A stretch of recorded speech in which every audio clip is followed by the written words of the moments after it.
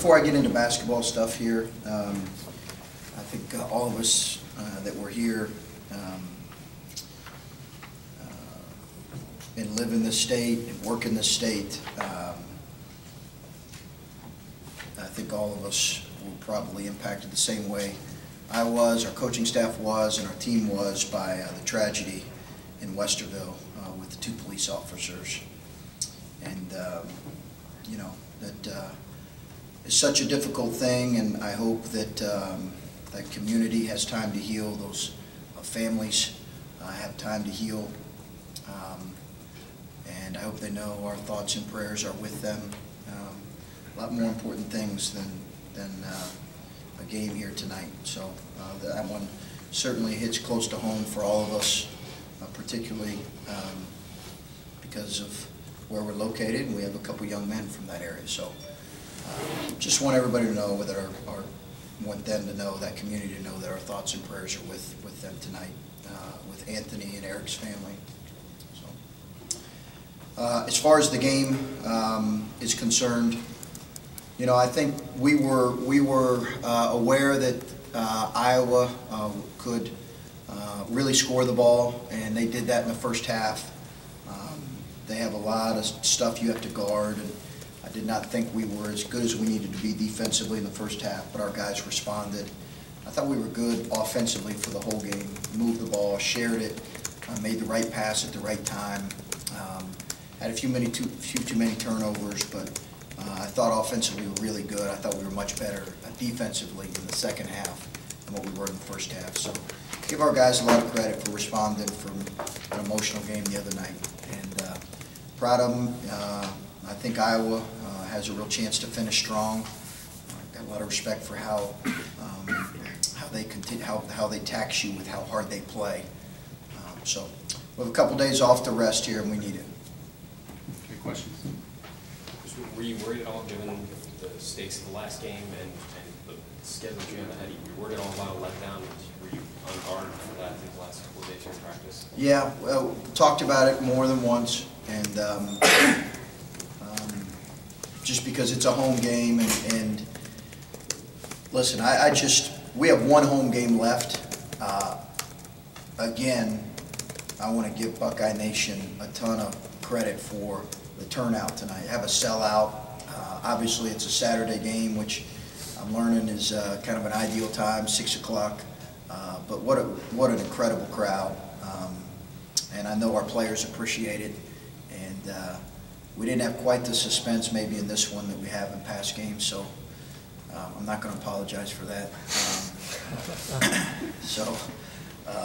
But it was a tremendous crowd, and we've got one game left. I will remind people we've got one game left. But to your point, I was concerned, and I was hoping that maybe the energy from being here and being back home would help us if there was any kind of energy deficit.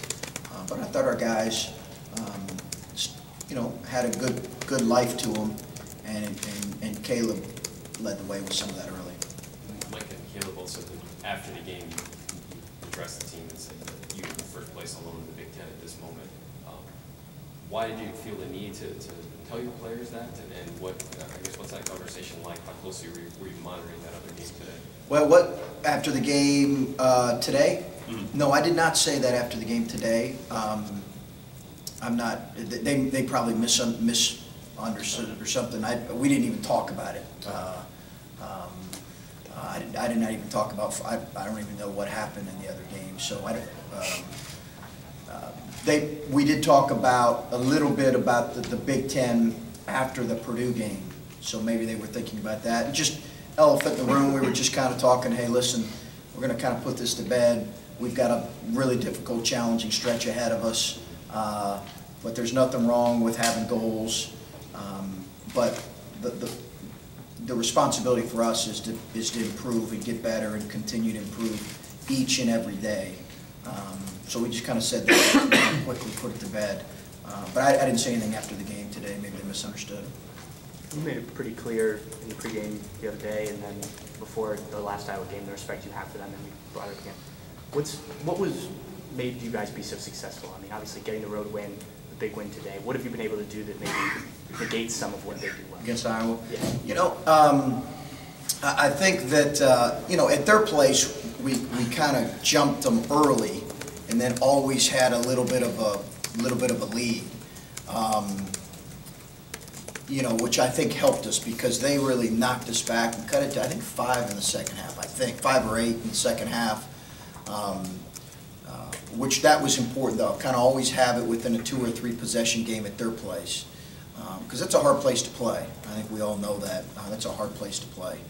But you know, I think today we really shot it well today, and I think that we haven't always shot it that well, but we. 9 of 22 from the three-point line, which was really good. Our guys seem to have good. I give Adrian Banks, our strength coach, and Jeff, our training staff, a lot of credit for getting our guys fresh and ready to go. But I don't know if there's any specific thing tactically we did. We just were able to, in both games, we were able to make some shots. Coach, I asked the guys about this. What does it say about the resolve and the heart of this team to? I mean, you guys had a lot going on tonight in the game, both on and off the court. Yeah. You mentioned, you know, with what happened in the second game, you guys wearing the equality shirts for the game for Black History Month, and then, you know, with the quick turnaround after a hard-fought game at Purdue. I mean, what does it say about the resolve and heart of this team to put all those distractions aside and just be able to focus on this game and be able to beat what you consider a really good Iowa team that just took Michigan State down to the 9-man? Well, that was the charge we put in front of them because there was a lot going on with a great crowd. People knew it was going to be sold out. There, you know, sometimes you have to play with more poise and concentration at home when you have a great crowd than you do on the road. Sometimes that's required of you, and we talked about that. Playing at home from a great crowd doesn't guarantee us a stop or an extra point. I thought the shirts, the equality shirts, was Scooney and I had talked about that. I thought it was a great idea. Just to recognize Black History Month, you know, one of the things we talked about as a team here is it's one of the really, really powerful things with team sports is that you have a chance to have lifelong friendships with people from all different backgrounds, all different races, and it's a powerful thing. And some of my closest friends in coaching are guys that I went to battle with from all different backgrounds and all different races, and they'll have that for the rest of their life. And team sports allows that to happen. So we just want to acknowledge that and acknowledge Black History Month.